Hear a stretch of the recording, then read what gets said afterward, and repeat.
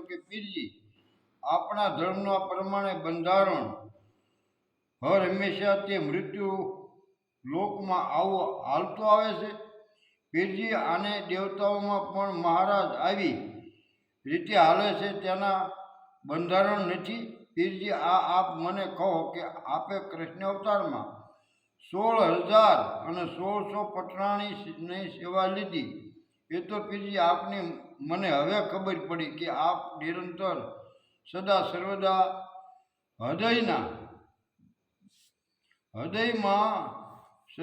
સર્વના હૃદયમાં બિરાજી રહ્યા છો. પીરજી આવી વિરમજીની વાત સાંભળીને મધવધ હસવા લાગ્યા. પીરજી બોલ્યા કે ભાઈ, આપને દ્રૌપદી અને પાંડવોની વાત કહું તે સાંભળો. 5 પાંડવો સતી દ્રૌપદી અને માતા કુંતીજી તો મહાધર્મી કહેવાના છે. પાંડવો સમાન મૃત્યુ લોકમાં કોઈ થવાના નથી. આ મારું સત્ય વચન છે ભાઈ, કારણ કે મહાધર્મને પરિપૂર્ણ જાણ્યો અને આબાદ રાખીને સત્યને સંભાળી રાખી. એટલા માટે વિરમજીજી મારે વારંવાર પાંડવોનો વખાણ કરવો પડે છે.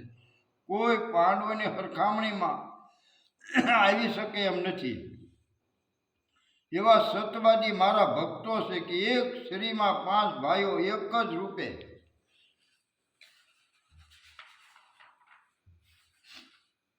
રહે છે. કોઈને કોઈના પર ઈર્ષાના પવન પણ નથી આવતા. ભાઈ, આ મહાધર્મની ઓળખાણ છે, કારણ કે તેની પાસે કળિયુગ પણ જવાની હિંમત નથી કરી શકતો. ભાઈ વિરમજીજી માટે 5 પાંડવો સત્યવાદી કહેવાના એવો આ સનાતન ધર્મ છે. અને સનાતન ધર્મ જે રાખશે ત્યાં તેને સમજીને રહે, ત્યાં કળિયુગ આવવાની રજા જ મળતી નથી. અને ત્યાં હર હંમેશા ત્યાં સત ભાવના રહે છે. ભાઈ વિરમદેવજી આવી ભાવના પ્રગટેલી રહે છે, ત્યાં સત્ય માનવું. ભાઈ, આની ઓળખાણ જ્યારે નિર્વાણ પદના અધિકારી થવાથી તેની સમજ પડે છે. અને મહાધર્મનો પ્રકાશ તેના હૃદયમાં સદા રહે છે. તેનું કારણ એ છે કે નિજાત ધર્મની જ્યોતિના પ્રકાશથી કળિયુગ ત્યાં જવાની હિંમત પણ નથી કરી શકતો. સત્યનો પ્રકાશ ભાગ્યશાળી યુગો સુધી રહે છે. તેમાં સતી સૂર પુરાઈ રહ્યા છે. ભાઈ વિરમદેવ, એ વાતને કોઈ ભાગ્યશાળી સમજી શકે છે. એટલા માટે 84 ધર્મનો બાય કહેવાય છે. અને બાય સનાતન ધર્મ ઉગો સુધી હાલશે. અને આ મારું વચન છે. મહાધર્મની કોઈ પણ જાતની શોખ આપવી પડતી નથી. આના અધિકારી આપોઆપ સમજી જાય છે.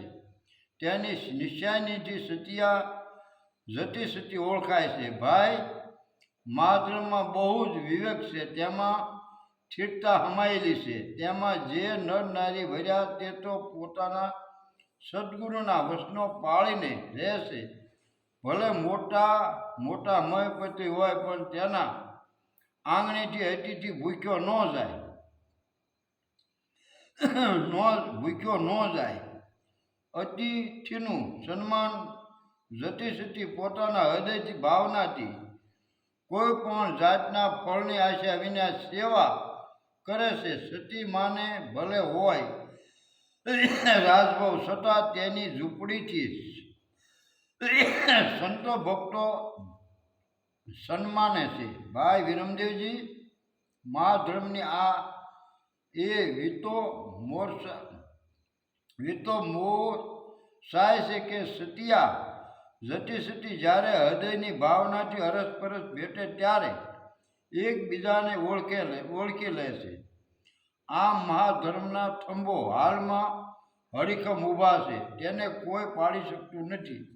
ભલે ને યુગો વીતી જાય, પણ જૂનો ધર્મ લોપાતો નથી. ને સત્ય જ માનજો. જેના લખાણોમાં નથી આ વાતો મોટી છે. આપ આને નાની ન માનશો. ભાઈ મહાધર્મના અધિકારી દેવતાઓ પણ આને આધીન છે. આ તો પરવાણીની વાત છે. એમાં પરવાણી આ વાણીમાં જો સમાયેલું હોય તો સાસા સદગુરુની શાન લેવી પડે અને ગુરુગમની વાત તો સંતો જાણે છે. મા ધર્મ જો જાણવો હોય તો